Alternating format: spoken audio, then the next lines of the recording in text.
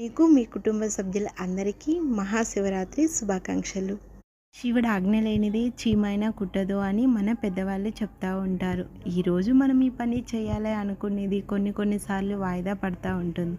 అది పరమేశ్వరుడు ఆజ్ఞ ఉంటేనే జరుగుతుందని నేను అనుకుంటాను. ఎందుకంటే మనం అనుకుంటే జరిగిపోతే మరెందుకండి.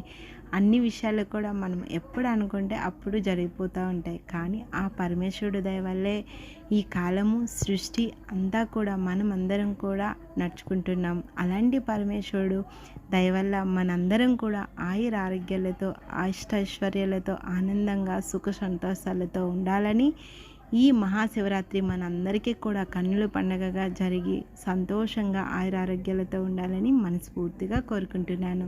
ఈ వీడియో మీకు నచ్చినట్టుంటే లైక్ చేయండి, షేర్ చేయండి, మన ఛానల్ని సబ్స్క్రైబ్ చేయండి. ఈ కంప్లీట్ డిజైన్ చూడాలంటే మళ్ళీ వచ్చే వీడియోని మిస్ అవ్వకుండా చూడండి.